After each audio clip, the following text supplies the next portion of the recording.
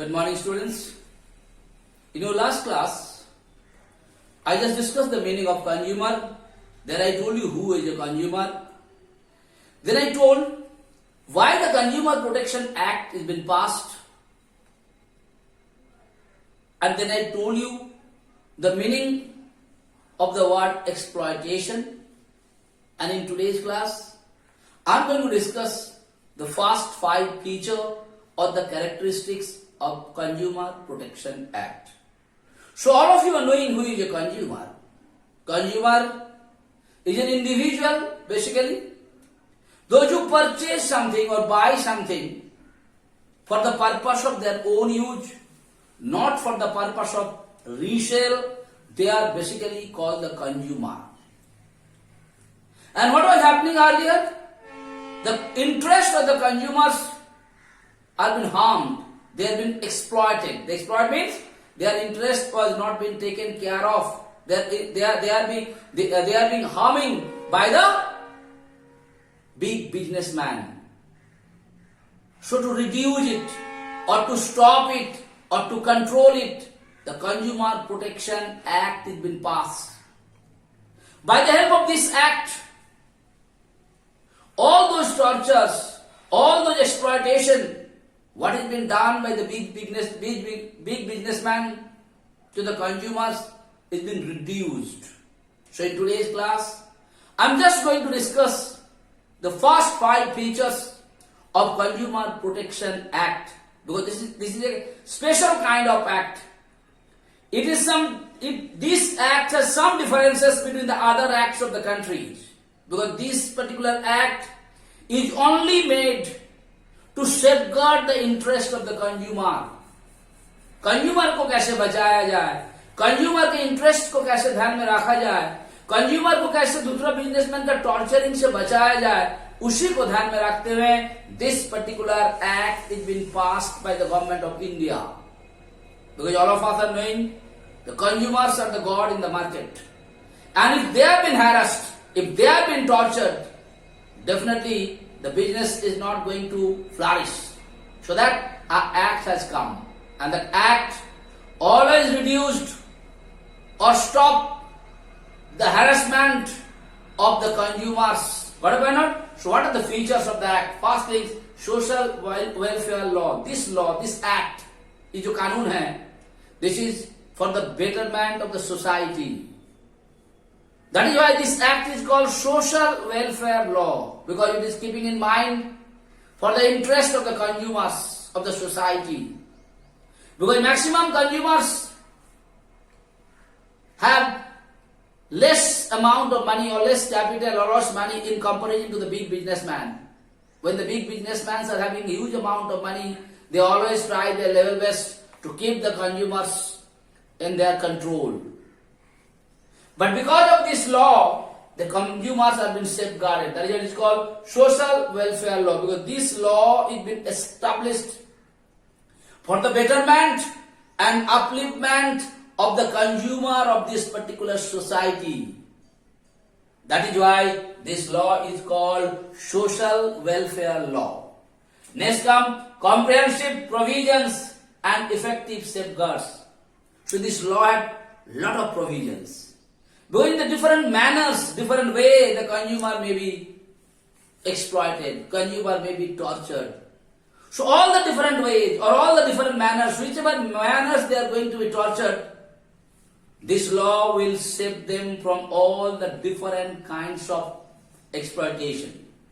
And what is happening? Provision of effective safeguard, and there is a lot of provisions are given there. Which all way if you are exploited, what way you are going to come out from those exploitation. Okay, all those things. So whenever any consumer is being exploited in the different manners or different ways, in this particular law, all those manners and all those ways have been taken care of, and the consumers are safeguarded or been saved by this law of all the varieties of exploitation done by the businessman. Next, special consumer courts. Very important to know that. Because the Consumer Protection Act made a special consumer court, and that particular court only deals with the problem of the consumers. They are not dealing with any other kind of problems. तुम्हारे घर में कोई चोरी हुआ, कि तुम्हारे घर में कोई मारपीट हुआ, तो किसी का कोई मकान दखल दे लिया. This particular court is not dealing with those types of things. This court is only dealing with the problems and difficulties of the consumers. And a special court has been made, like in our judiciary system, the lower court, high court and supreme court is there. Same way, in Consumer Protection Act also there are three courts. One court is called basically district forum, then comes state forum, and at last come national forum. So district, then come, I told you, state and the national. So three tiers, three stages are there in the special consumer courts. And this special consumer courts is only dealing with the problems of the consumers. Alright? They are not dealing with any other kinds of problems. That is why it is called the special consumer court. Next come three-tier grievances redressal machinery. Grievances. What do you mean grievances? Any problem, any complaint, any difficulties of the consumers are being taken care by this three tiers grievances redressal system. What they do, like I told you, in our judiciary there are three courts: lower court, high court and supreme court. In place of Consumer Protection Act also, there are three basically forums has been made. One is the district forum, then come the state forum, at last come the national forum. So if you have the difficulties and problems in the local levels, easily you can go to the district forum to complain about your difficulties or the problems faced by you. And if you are not satisfied with that, you can go to the state forum, and there also if you can't satisfied, you can go to the national forum. So three tiers grievances has been given there. So it has a three tiers. So the meaning of like our judiciary system, and definitely these three tiers grievances systems work as per the judiciary system of our country. But this is very simple. Okay, next one comes simple and inexpensive.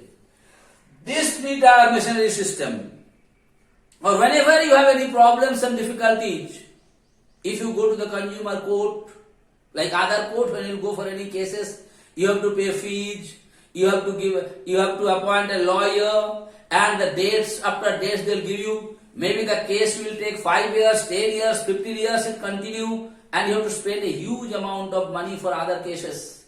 But in place of consumer court, that is why it is called as social welfare law. In this court, the consumers are not supposed to spend any money. What about not? It is inexpensive, no money is being paid. You are not supposed to pay any money to any lawyer or any judge or anyone else.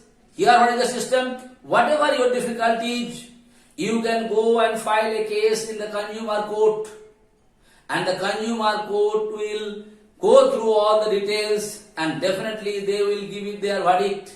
And in that case, you are not supposed to pay any money, and it is very simple. Like other courts, if you go, lots of rules and regulations are there. Bring this paper, bring that paper, do this, do that. The lawyer has to be appointed. You cannot go and file a case together. The individual may have to file a case. Lots of problems, lots of complications are there.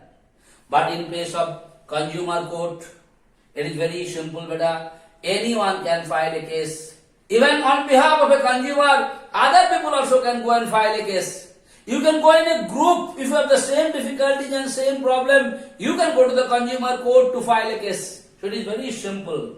It doesn't have too much of rules and regulations. You have to have certain documents. Like you purchase something from somewhere else, you should have the bill of that, the terms and conditions of that. All those things, it is very, very simple. Not too much of litigations are there. And second, inexpensive. The persons, the consumer who files a case is not supposed to spend any money in the consumer courts. Alright, beta? So in today's class, I just discussed the 5 features of Consumer Protection Act. First one I told you social welfare, and then I explained you why this act is helping the people of the society. And we do understand. Second, comprehensive provisions and effective safeguard. It is a safeguard for who? For the consumers. From where? From the torturing or from the exploitation of the big businessman. Different way they can be tortured, and everything is been taken care by this law. Special consumer courts, I said, to deal with the consumer's problems, to deal with the consumer grievances. This court is only dealing with the problems of the consumers. They are not dealing with any other kinds of problems or difficulties or any other kind of cases. They are not dealing with. That is the special courts. 3 times I told you.